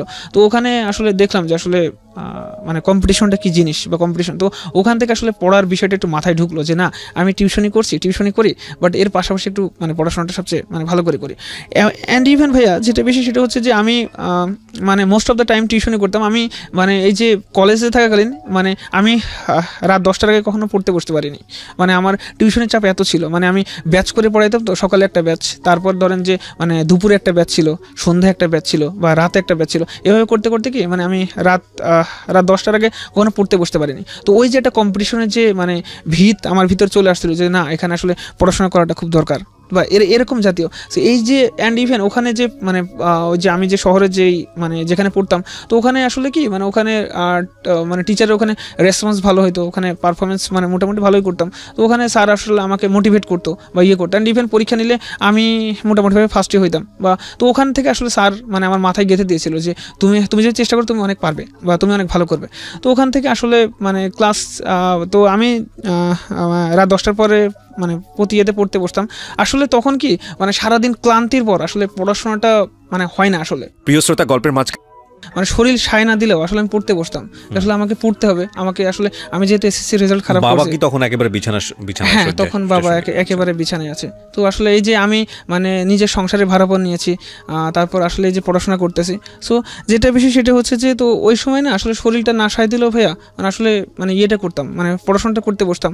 সো আমার আসলে মানে জীবনটা ছিল কি মানে ধরেন সকালে ঘুম থেকে ওঠা, আবার ধরেন যে টিউশন করানো, তারপর আবার খাওয়া দাওয়া করে আবার টিউশন করানো, তারপর বাবার ওষুধ কিনতে যাওয়া, তারপর মানে আবার নতুন ব্যাচ আসছে, আবার মানে নতুন কোনো ব্যাচকে আসলে টিউশন মানে করানো, তারপর আবার নিজে আবার প্রাইভেট পড়তে যাওয়া, তারপর আবার মানে রুমে আসা। তো এইভাবে আসলে আস্তে আস্তে না মানে যে সময়টা একটু খেলে ধুলে বন্ধু বান্ধবের সঙ্গে আড্ডা দিয়ে, কিংবা আমাদের টিনেজ বয়সে যেটা হয় কোনো একটা মেয়ের প্রেমে পড়া, মেয়ে হলে ছেলের প্রেমে পড়া, খুব ন্যাচারালি যেগুলো চলে আসে, সেগুলো আপনার জীবনে ছিল না। আপনার জীবনে ছিল হচ্ছে শারীরিক এই প্রতিবন্ধকতা নিয়েও সংসারের হাল ধরা, অসুস্থ বাবার চিকিৎসা করা, কিছু ইনকাম করা, এবং দিন শেষে নিজের লেখাপড়াটাও যে কোনো ভাবে হোক চালিয়ে নেয়। অবশ্যই ইভেন ভাই যে আসলে আমি সবসময় একটা কথা বলি আপনাদেরকে, আমি সারা জীবন ধরেই বলেছি, সেটা হলো পৃথিবীতে আসলে আসল হিরো যারা আননোন। কোনো একটা কবিতায় সেদিন পড়ছিলাম যে ওই মানুষটার কন্ট্রিবিউশন কিন্তু আমরা মনে রাখি না। ধরেন আপনি পাবলিক ক্রাউড একটা বাসে উঠেছেন, হ্যাঁ, এবং আপনি খুব ওই সময়টাতে খুব ফিল করছেন, মানে খুব গিজগিজ করা, হ্যাঁ, এবং আপনি ফিল করছেন আপনি অসুস্থ, আপনি দাঁড়াতে পারছেন না, ফিল করছেন কেউ যদি আমাকে সিটটা ছেড়ে দিত, হঠাৎ করে দেখলেন যে পাশ থেকে একজন মানুষ আপনাকে সিটটা ছেড়ে দিয়ে বলছে ভাই আপনি এখানে বসেন, আপনাকে দেখে মনে হচ্ছে আপনি অসুস্থ। এই মানুষটার কথা কোথাও লেখা থাকবে না, কিন্তু এই মানুষটা যে কত বড় একটা উপকার করলেন, এই ছোট ছোট অনেক বৃহৎ উপকার, এই মানুষগুলো কিন্তু আমার কাছে মনে হয় যে আসল মানুষ। আরেকটা ইন্টারেস্টিং বিষয়, এই কথাগুলো কেন বললাম, যে এই যে এরকম যে ঘটনাটা আমাদের সামনে আজকে এখানে উঠে আসছে সুলতান কবিরের, এরকম সুলতান কবির আমাদের সমাজে অসংখ্য আছে, কিন্তু তাদেরকে কখনোই বইয়ের পাতায় আপনি পাবেন না, তাদেরকে আপনি কখনো নাটক, গল্প, উপন্যাসের ক্যারেক্টারে পাবেন না, যাদেরকে মোটিভেশন হিসেবে আমাদের ছোটবেলা থেকে শিখে এসেছি পুঁথিগত বিদ্যাতে, তাদের জায়গাতে কখনো সুলতান কবিরকে পাবেন না। ডেফিনেটলি যাদেরকে আমরা পাই তাদের লাইফে হয়তো আরও বড় ড্রামা থাকে, অন্যরকম থাকে, অনেক বড় সাকসেস স্টোরি থাকে, সাকসেস স্টোরির জায়গায় অনেক বড় একটা ইকোনমিক ফিগার থাকে। কিন্তু কথা হচ্ছে ভাই, সবাই তো বিল গেটস হয় না, সবাই তো মহাত্মা গান্ধী হয় না, সবাই আমাদের সামনে যারা মোটিভেশন হিসেবে যাদেরকে উদাহরণ দেওয়া হয়, সবাই তো এটা হয় না, তাই না? সো আমার কাছে কেন জানি মনে হয় যদি মোটিভেশন নিতে হয় তাহলে ওই বিল গেটস কিংবা কেএফসির মালিক, কিংবা আপনি যদি বলেন মহাত্মা গান্ধী বা আরও যারা বড় বড় ফিগার আছে, মাও সেতুং, হ্যাঁ প্রয়োজন আছে, কিন্তু এগুলো আমার কাছে মনে হয় যে ইটস ভেরি আনটাচেবল, এগুলো জীবনও টাচ করা যাবে না আমাদের মতো সাধারণ মানুষের জায়গা থেকে। কালে কোশ্মিন কালে হইলেও দু একজন হতে পারে, কিন্তু যেহেতু সুলতান কবির হওয়া যায়, যেহেতু ওয়াসিম হওয়া যায়, তাহলে মোটিভেশন নিতে হলে এদের কাছ থেকে নেওয়া উচিত। আমার কাছে আমার ব্যক্তিগত অপিনিয়ন, আপনি চাইলে ডিসএগ্রি করতে পারেন। সেজন্যই আমি বলি যে সমাজের চারপাশে অসংখ্য হিরো আছে আমাদের, কিন্তু আমরা আসলে চোখ মেলে দেখি না। যাই হোক সুলতান কবির, আমি ইন্টারাপ্ট করে ফেললাম, আপনি কন্টিনিউ করেন, বলেন। তারপর আসলে আমি এইচএসসি পরীক্ষা দিয়েছিলাম 2014 সালে, মানবিক বিভাগ থেকে পরীক্ষা দিই। তো মানবিক বিভাগ থেকে পরীক্ষা যশোর বোর্ডে, জি যশোর বোর্ডে। তো মানবিক বিভাগে পরীক্ষা দিলাম। তো মানবিক বিভাগে পরীক্ষা দিয়ে একটা এখানে যেটা ফ্যাক্ট করলো যে আসলে কোচিং করতে হবে, বিশ্ববিদ্যালয়ে ভর্তি। এর আগে একটা কথা বলে নিই, সেটা হচ্ছে আসলে সংসারের যেখানে দুরবস্থা বা সংসারের যে এই যে অবস্থা, এখান থেকে আসলে মানে বাইরে পড়াশোনা করতে যাওয়াটা আসলে অনেক অনেক টাফ একটা বিষয়। চুয়াডাঙ্গা থেকে যে কোনো একটা পাবলিক বিশ্ববিদ্যালয়ে পড়তে যাওয়ার মতো।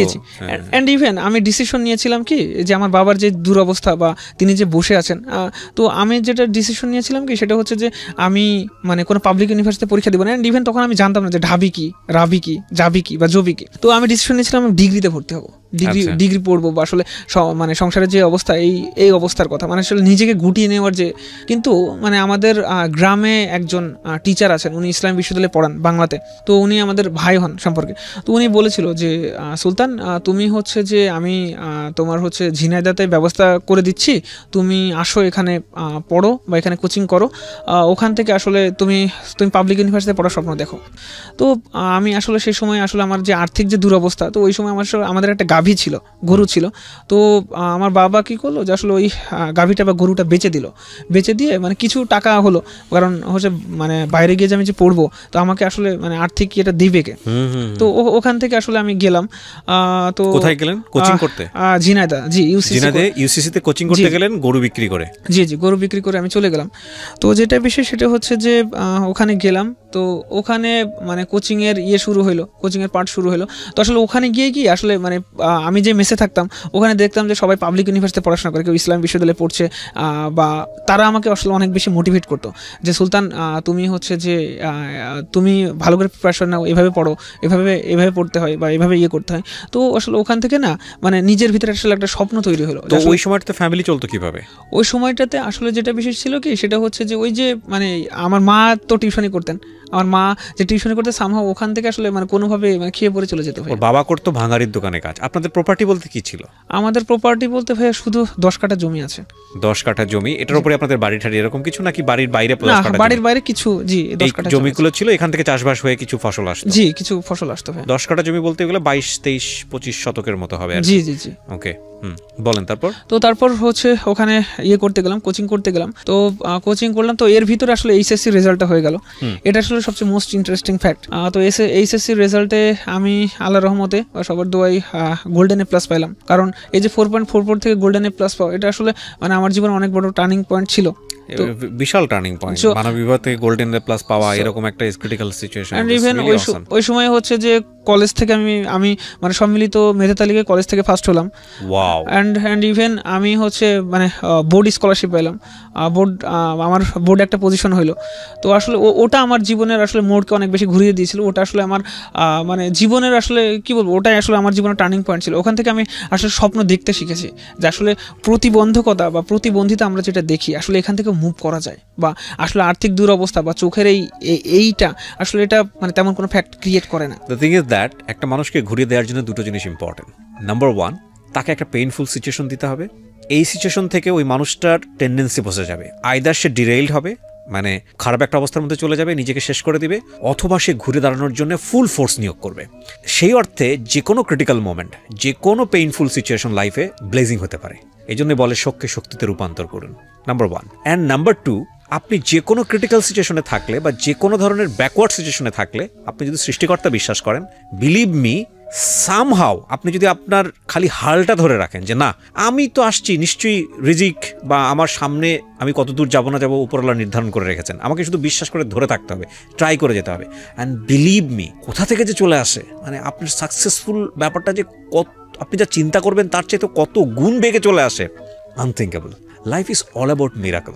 সো বিশ্বাস খুব ইম্পর্টেন্ট একটা জিনিস, যেটা খুব গুরুত্বপূর্ণ। যে কোনো সাকসেস, আপনি কাজ করতে গিয়ে ছোট একটা সাকসেস পাবেন বা কোনো একটা সাকসেস পাবেন, তখন আপনার চিন্তার মোডটা ঘুরিয়ে দেয়। ইনফ্যাক্ট তাৎক্ষণিক যে কনফিডেন্সটা আপনার মধ্যে তৈরি হবে, সেটা আপনাকে লাইফ লং ফাইট করতে শেখাবে। That actually happen in this way. Sultan Kabir, যেটা আমরা শুনতেছিলাম যে আপনি বললেন যে আপনার মধ্যে একটা কনফিডেন্ট গ্রো করলো, যে আপনি ইন্টারমিডিয়েটে আপনি যখন গোল্ডেন এ প্লাস পেলেন যে না আমাকে দিয়ে হবে, আমার চোখে না দেখা আসলে কোনো বড় ফ্যাক্ট না। জি, তারপর আসলে আমি তখন থেকে রিয়েলাইজ করতে শিখলাম যে আসলে হিউম্যান ব্রেন আসলে আল্লাহ তাআলার সবচেয়ে বড় একটা দান। আসলে এটাকে আসলে সবচেয়ে বেশি মানে ভালোভাবে ইউটিলাইজ করা উচিত। এই জন্য আসলে একটা কথা আছে যে আসলে human brain is the most wonderful gift by Allah for every human being. So এই যে বিষয়টা তখন থেকে আসলে মানে নিজের প্রতি যে আসলে যে আসলে একজন মানুষ আর্থিক দুরবস্থা বা চোখের এই বিষয়টা থেকেও আসলে আগাইতে পারে, এটা আসলে কোনো ফ্যাক্ট না। তারপর থেকে তারপর আমি অ্যাডমিশনে কোচিং করা শুরু করলাম। বাট আমার এই যে টাকার যে মানে আসলে আর্থিক যে দুরবস্থা ছিল এই জন্য আসলে আমি 2 মাস কোচিং করে আমি আবার বাসায় চলে আসি। তো তারপর আসলে মানে মোটামুটিভাবে ঢাকা ইউনিভার্সিটিতে ফর্ম উঠাইছিলাম অ্যান্ড রাজশাহী ইউনিভার্সিটি, তাছাড়া খুব বেশি জায়গায় ফর্ম উঠানো হয়নি। তো আল্লাহর রহমতে ঢাকা ইউনিভার্সিটিতে পরীক্ষা দিয়ে তথ্য যোগাযোগ এবং তথ্য প্রযুক্তি এবং লাইব্রেরি সায়েন্সে ওটাতে চান্স হয়েছিল। আর রাজশাহী ইউনিভার্সিটিতে আন্তর্জাতিক সম্পর্কে চান্স হয়েছিল। কিন্তু আসলে সে সময় টাকার অভাবে ঢাকা ইউনিভার্সিটিতে ভর্তি হওয়া হয়নি।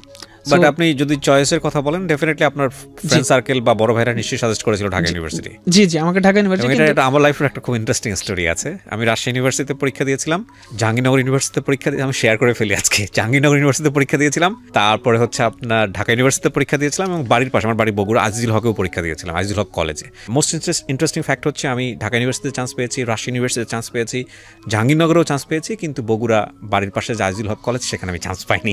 ওকে ঠিক আছে, এখন বললে আমার হাসি লাগে। তো যাই হোক, তো আরও ইন্টারেস্টিং হচ্ছে যে আমার শখ ছিল যে আমি ইকোনমিক্স নিয়ে পড়াশোনা করবো। তো রাজশাহীতে আমার ইকোনমিক্সে হয়েছিল, কিন্তু ঢাকা ইউনিভার্সিটিতে আমি পাবলিক অ্যাডমিনিস্ট্রেশন আরও বেশ কিছু পেয়েছিলাম।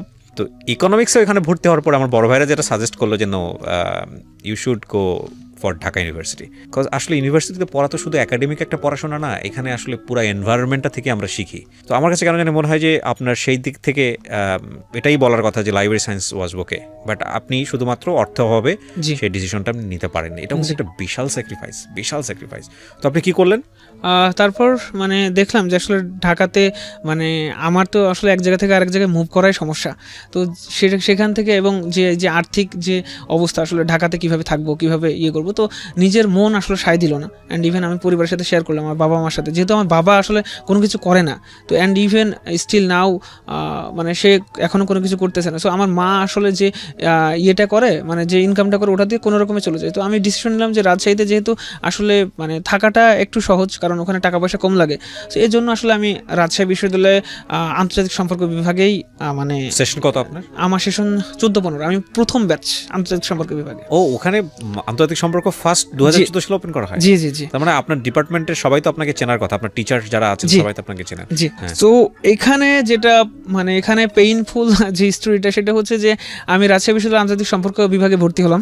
তো ভর্তি হওয়ার পর আমার ক্লাস শুরু হয়েছিল ফেব্রুয়ারি 3 তারিখ থেকে। তো আমি প্রথম দিন মিসিং ছিলাম, 4 তারিখে গেলাম। তো সম্পূর্ণটা ইংলিশ ভার্সনের পড়াশোনা ছিল। সবসময় তাই, পাবলিক বিশ্ববিদ্যালয়ে কিন্তু এই বিষয়গুলো তাই হয়। আমার তো আসলে ক্লাসের লেকচারগুলো সবগুলো মাথার উপর দিয়ে যায়, আমি তো ক্লাসের লেকচার কিচ্ছু বুঝি না, কারণ আমি মানে ছোটবেলা থেকে বাংলা ভার্সনে পড়ে আসছি। আর ইংরেজির দক্ষতা মানে ছিল, কিন্তু এই যে মানে আসলে কি মানে আমরা যখন মানে পাবলিক ইউনিভার্সিটি তো আসলে মানে বিভিন্ন রিজিয়ন থেকে মানে সারা বাংলাদেশের বিভিন্ন রিজিয়ন থেকে মানুষ যায়, এক একজন আসলে এক এক রকমের হয় বা এক একজন এক এক গড়নের হয়। তো আসলে এর জন্য কি আমি যে বললাম ওই যে আমি হীনমন্যতায় ভুগতাম যে আসলে মানুষ আমাকে কীভাবে ট্রিট করবে, কীভাবে দেখবে। তো ওই বিষয়টা না আমার খুব মানে বেশিভাবে কাজ করতো। তো আমি ওখানে আসলে মানে ইংলিশ ভার্সন আমার তো আসলে মানে ভালো লাগে না, মানে আমি তো আসলে বুঝি না, সব তো মাথার উপর দিয়ে যায়। টিচার হোয়াইট বোর্ডে লিখতেছে, আমি কিছু দেখতেছি না। ইনফ্যাক্ট প্রথম বর্ষটার এরকমই যায় সবারই। এন্ড ইভেন যে আমি যে কারোর সাথে যে কোঅপারেট করবো, সে কোঅপারেট করার কোনো ইয়ে নেই, কারণ আমি কাউকে চিনি না, কেউ আমাকে চেনে না বা আমি কাউকে জানি না। তো যেটা বিষয় আমি মানে ভয় পেয়ে বা মানে বড্ড বেশি ভয় পেয়ে আমার সব কিছু মানে আমি সব কিছু ছেড়ে দিয়ে আমি বাসায় চলে যাই, মানে সব বাদ, মানে পড়াশোনা করবো না। তো আমি আমার আম্মাকে গিয়ে বলতেছি যে আম্মা আমি পড়াশোনা করবো না, তুমি আমাকে এখানে ডিগ্রি ভর্তি করে দাও, আমি আগে যেভাবে প্রাইভেট পড়াইতাম আমি ওইভাবে পড়াবো, আমি সংসারে এভাবে হাল ধরবো। তো আমার আব্বা বলতেছে তোমাকে এত কষ্ট করে ভর্তি করাই দিলাম, এভাবে ঋণ নিয়ে তোমাকে হচ্ছে যে আসলে মানে ওখানে অ্যাডমিট করালাম, তুমি আসলে মানে তুমি এভাবে আসলে নিজে হেরে মানে চলে আসবা এভাবে। তারপর আমাকে আবার পাঠিয়ে দিল, আবার 2 দিন ক্লাস করলাম, আমার তো মাথার উপর দিয়ে আরও যায়, মানে ইংলিশ ভার্সন আমি কিছুই বুঝি না। তারপর আমি চলে গেলাম বাসায়, আবার চলে গেছি। ইভেন তখন যেটা বিষয় হয় কি আমি চলে আসছি, তো ধরেন যে প্রতিবেশী বা আসলে যে সারাউন্ডিংস ম্যাটার্স, বা এনভায়রনমেন্ট ম্যাটার্স। আমি যে এনভায়রনমেন্টের ভিতরে থাকতাম, তো আমার বলতেছে কি রে তুই সবসময় চলে আসিস কেন, তোর তো মানে তুই কি ইউনিভার্সিটি বন্ধ হয়ে গেছে না, তুই করতেছিস কেন। এই যে বিষয়টা, আমি মানে রাজশাহীতে যখন যাচ্ছি তখন আসলে এই যে আমার যে ক্লাসের ভয়, যে ক্লাস করলেই আসলে ইংলিশ ভার্সন পড়তে হবে, বা আবার এই যে বাসায় গেলে কি অন্যের কাছে জবাবদিহি করতে হবে, এটা না আসলে আমি নিতে পারতেছিলাম না। দেন আমি এবার কি হয়েছে, আমার বাবা মা আমার সাথে আসছে। আমার বাবা মা ডিপার্টমেন্টে গেছে, বলতেছে স্যার আসলে ওর তো একটু চোখের প্রবলেম, বা ওর তার এই সমস্যা, ও তো ইংলিশ ভার্সনের বিষয়গুলো বুঝতেছে না। তো স্যার মানে আমরা খুব দরিদ্র ফ্যামিলি থেকে করছি, তো স্যার মানে ওকে যদি একটু কেউ যদি কোঅর্ডিনেট করতো বা করতো তাহলে খুব ভালো হতো। তো স্যাররা মানে আম্মা প্লাস আব্বা ওখানে গিয়ে বলে আসলেন। তো তারপরেও আসলে ভালো লাগে না। আমি 3-3 বার বাসায় চলে গেছিলাম ভাইয়া, 3-3 বার। আপনি পড়বেন না? জি, আমি পড়বো না। তারপর একদিন বাসায় আছি, তো আমার মা দেখছি যে মানে অনেক কান্না করতেছে, আসলে আমার ছেলে মানে এত কষ্ট করে এসএসসি পাস করলো, ইন্টারমিডিয়েট পাস করলো, তার রেজাল্ট ভালো, সে একটা ভালো ইউনিভার্সিটিতে আল্লাহ তাআলা তাকে পাইয়ে দিল, এখন সে পারতেছে না কেন, আসল সমস্যাটা কোথায়। তো আমি একটা ডায়েরিতে লেখালেখি করতাম। তো ওই ডায়েরিতে আম্মা দেখছি লিখে রাখছে যে হে আল্লাহ, আমার ছেলের মাথায় পড়া ঢুকিয়ে দাও। আসলে ওই সময়টা ওই লাইনটা আমার আসলে মেডিসিনের মতো কাজ করছিল। মানে আপনার ডায়েরিতে আপনার মা লিখে রেখেছে? জি জি। কেন যে আসলে মানে কেন মানে যে প্রথম পাতায় ওটা লিখে রাখছে, মানে আমি যে ডায়েরি লিখতাম ওখান থেকে আসলে পাতাগুলো আমি ছিঁড়ে ফেলছিলাম, বাট শুধু ডায়েরিতে শুধু পড়েছিল। দেখছি ওখানে লেখা আছে যে আসলে হে আল্লাহ, আমার মাথায় মানে আমার ছেলের মাথায় পড়া ঢুকিয়ে দাও। তো আসলে ওই সময়টা না আসলে ওই যে বিষয়টা আমার মাথা ওষুধের মতো কাজ করছিল। প্রিয় শ্রোতা, গল্পের মাঝখানে একটু থামাচ্ছি। আপনারা নিশ্চয়ই জানেন প্রাণের মেলা বইমেলা শুরু হয়ে গেছে, এবং এই বইমেলাতে জীবন গল্প পার্ট 2 অসাধারণ বেশ কিছু গল্প নিয়ে অলরেডি বাজারে চলে এসছে। আপনারা বইটি সংগ্রহ করতে পারেন বর্ণপ্রকাশের স্টলে গিয়ে, আর ঘরে বসে আপনি সংগ্রহ করতে পারেন মাত্র 200 টাকার বিনিময়ে। আপনাকে ঘরে বসে সংগ্রহ করতে হলে যেটা করতে হবে, ফোন করতে পারেন boibajar.com এর এই নাম্বারে 09611262020। আমি আবারও বলছি 09611262020।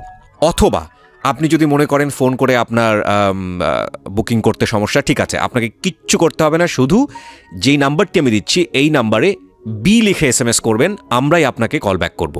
ওকে, আমি নাম্বারটি বলছি 01617257525। আমি আবারও বলছি 01617257525।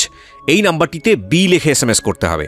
এবং যারা ঘরে বসে বইটি সংগ্রহ করতে চান, অবশ্যই খেয়াল রাখবেন বইটির যে মূল্য রাখা হয়েছে সেটার অর্ধেক অর্থ আপনাকে অগ্রিম পাঠাতে হবে, অর্থাৎ 100 টাকার মতো আপনাকে অগ্রিম পাঠাতে হবে। ওকে, আবারও গল্পে ফিরছি আমরা। তারপর আমি আম্মাকে বললাম যে আম্মা আমি চলে যাব, আমি গিয়ে ওখানে পড়াশোনা করব।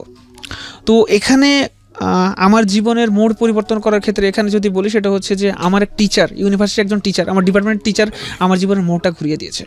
সেটা হচ্ছে যে তিনি ক্লাসে আসলেন, ক্লাসে এসে মানে বলতেছে যে তোমার বাবা মা তো আসছিল, তো বলছে যে আচ্ছা বাবা তুমি কি হচ্ছে হোয়াইট বোর্ড দেখতে পাও?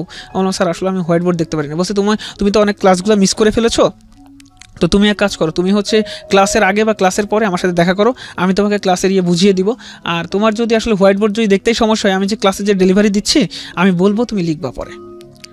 এই যে বিষয়টা, এই যে টিচারের যে সাপোর্টটা, প্লাস এই যে মায়ের লেখা যে লাইন, বা মায়ের লেখা যে আসলে মায়ের লেখা যে ওই যে লাইনটা, ওটা আসলে আমার এই দুইটা আসলে সবসময় মেডিসিনের মতো কাজ করলো। তো একদিন কি হলো, একদিন স্যার ক্লাসে টেস্ট নিয়েছে, ইনকোর্স না, ক্লাসে এমনিতে টেস্ট নিয়েছে। তো ক্লাস টেস্টে স্যার কোশ্চেন করেছে, আমি অ্যান্সার দিয়েছি। তো স্যার যখন দেখাবে, স্যার ক্লাসে খাতা আনলেন, এনে বলতেছে আসলে যে ছেলেটা 3-3 বার বাসায় চলে গেছে, তার যদি খাতার যদি মানে তার যে লেখার যদি ধরন দেখো, বা সে যেভাবে লিখেছে এটা যদি দেখো, তো সত্যি সত্যি তোমরা অবাক হবে। তো আমাকে স্যার বললো যে তুমি বাবা তুমি এত ভয় পাও কেন, তুমি তো ভালো লেখো, বা তুমি যদি চেষ্টা করো তুমি পারবা, সো তোমার কোনো ভয় নেই, আমি আছি, তুমি পড়াশোনাটা খুব ভালো করে করো। এই যে অ্যান্ড তখন থেকে আসলে আমি না একটা ভরসা, মানে একটা খুঁটি খুঁজে পেলাম যে আসলে না, সামথিং উইল হ্যাপেন, ইনশাল্লাহ সামথিং উইল হ্যাপেন। সো তারপর স্যারের এই যে মোটিভেশন, স্যারের কাছ থেকে আসলে রেগুলার অ্যাডভাইস নেওয়া, স্যারের কাছে যাওয়া। তো এই যে বিষয়টা 2014-তে আপনার সেশন? জি 14-15। তার মানে তো আপনার অনার্স কমপ্লিট হওয়ার কথা? জি অনার্স কমপ্লিট হয়ে গেছে। কত সালে কমপ্লিট হলো? আমার অনার্স কমপ্লিট হয়েছে ভাই 2019-এ। এই তো গত বছর? জি গত বছর। আচ্ছা, আপনি মাস্টার্সে পড়ছেন এখন নাকি? জি মাস্টার্সে অ্যাডমিট হয়ে গেছেন। কোন শিক্ষকের কথা বলছিলেন? যে শিক্ষক আপনাকে অনেক বেশি ইন্সপায়ার করেছেন? অনেক বেশি ইন্সপায়ার করতেন। নাম কি ওনার? ওনার নাম শরীফুল ইসলাম স্যার। উনি স্যার এখন ইন্ডিয়াতে পিএইচডির জন্য আছেন। তো সেই সময় আসলে তো এই যে ইন্সপিরেশন, স্যারের ইন্সপিরেশন, তো আমি ক্লাসে ওই পরীক্ষা দিয়ে স্যার আমাকে যেভাবে ফলো আপ করলেন বা এইভাবে যেভাবে আমাকে মোটিভেট করতে থাকলেন, আসলে আমি একটা খুঁটি খুঁজে পেলাম।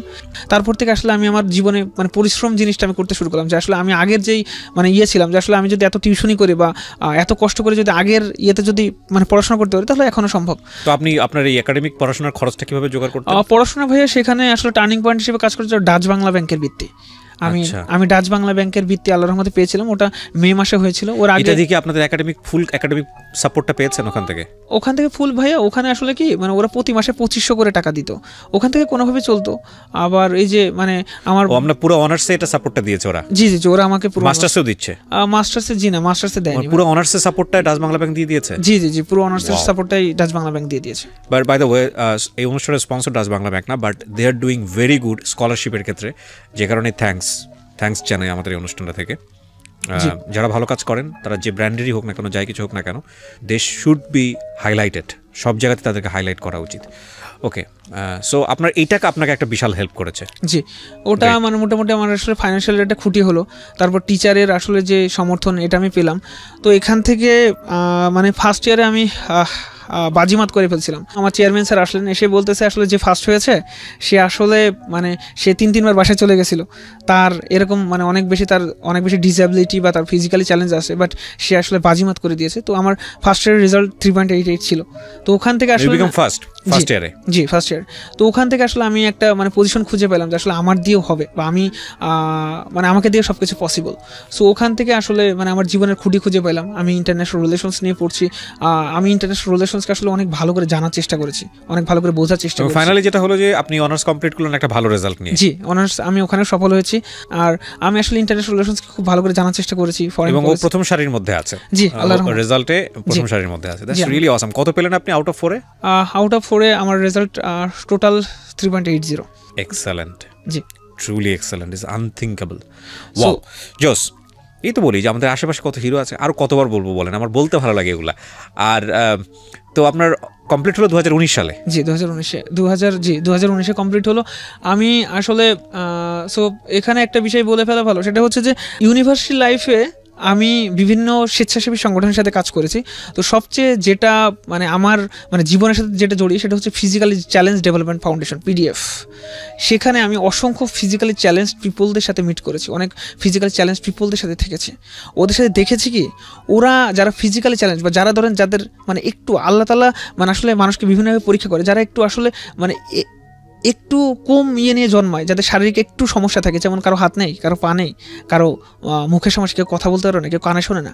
এরা কি মানে এরা এই যে মানে ইউনিভার্সিটি গ্রাউন্ডে আসছে অনেক কষ্ট করে, বাট ওরা মানে যতটা না শারীরিক মানে বিষয় নিয়ে ভোগে, তার থেকে অনেক বেশি ভোগে মানসিক সমস্যায়। ওদের আসলে মেন্টাল যে মানে এই যে মানে মেন্টালিটি, ওদের মানে মেন্টালি সবসময় নিচু থাকে ভাইয়া। Because of our society, because of our দৃষ্টিভঙ্গি। সিম্পল কথা হচ্ছে এটা।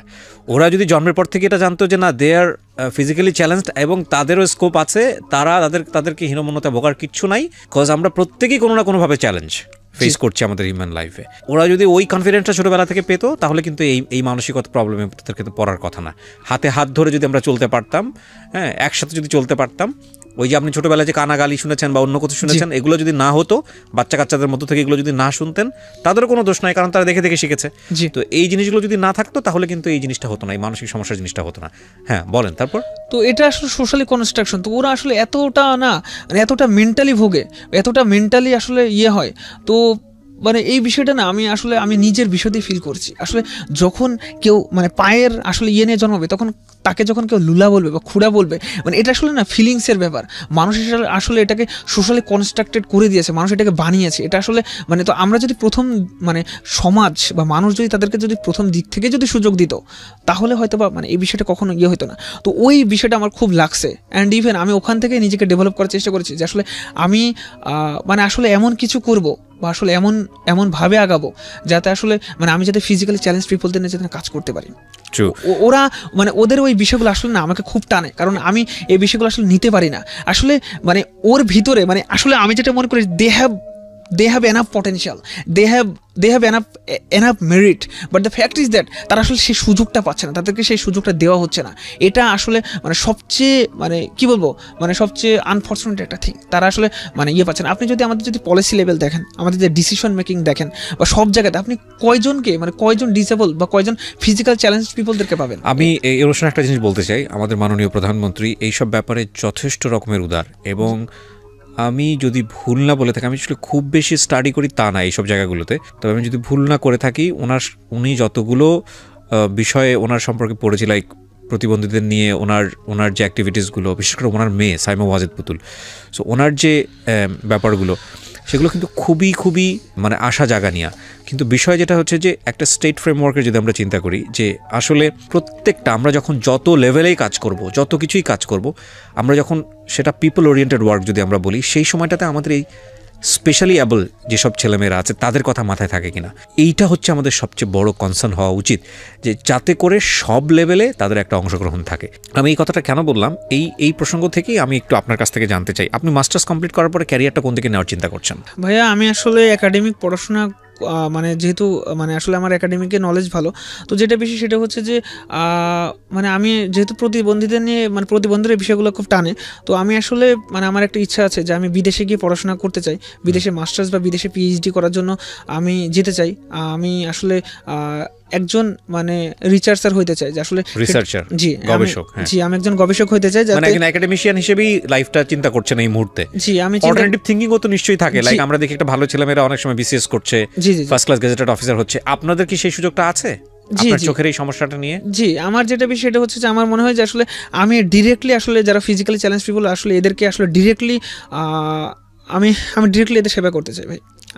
আমার এটাই মাথায় আছে, কিন্তু আসলে দেশ আমাকে অনেক টানে, মাতৃভূমি আসলে আমাকে অনেক বেশি টানে। এজন্য আসলে আমি মাস্টার্স বা পিএইচডি করার পর আমার মানে নিজের দেশে আমি যদি খুব কাছ থেকে যদি আর 10 জনকে যদি হেল্প করতে পারি, তাহলে এটা আসলে আমার জীবনের অনেক বেশি চরম সার্থকতা হয়ে যাবে। আপনার এইম সফল হোক, এবং আমরা মনে করি একজন আগালে পুরো দেশ আগায়, একটা বাতি জ্বললে সেখান থেকে 1000 বাতি জ্বলার সম্ভাবনা থাকে। তো আপনি রাজশাহী থেকে কষ্ট করে এসছেন, আপনার সঙ্গে আপনি যখন আমাকে মেইল দেন, আপনাকে আমি ডিরেক্টলি আপনার মেইলটা পড়ার সঙ্গে সঙ্গে আমি আপনাকে ফোন দিয়েছিলাম। কিছু কিছু মেইল এমন থাকে যেটা পড়ে আর মানে আর্কাইভে রাখতে ইচ্ছা করে না, সেটা সঙ্গে সঙ্গে ফোন দেয়, তার মধ্যে এটা একটা। তো উনি আমাকে তখন জানালো যে ভাইয়া আমার তো এখন পরীক্ষা চলছে বা সামথিং লাইক দিস, আমি মিডল অফ দ্য ফেব্রুয়ারি বা মার্চের দিকে আসবো।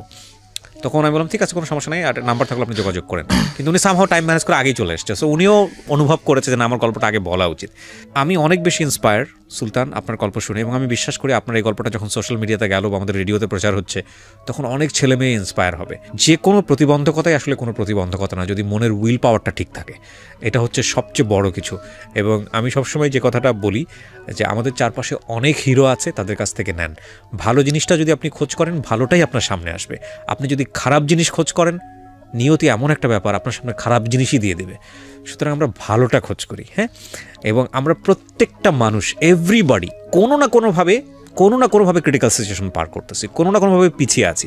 কিন্তু জীবনে একটা জায়গায় নিজেকে দাঁড় করানোর জন্যে, ভালোভাবে লাইফটা লিড করার জন্যে, একটা পজিটিভ ভাইব নেবার জন্যে যদি কোনো মানুষকে অনুসরণ করতে হয়, ফার্স্ট আপনি আপনার চারপাশে কারা ভালো করছে তাদেরকে অনুসরণ করেন। এতে করে হবে কি, লাইফটা অনেক বেশি ইজি হয়ে যাবে।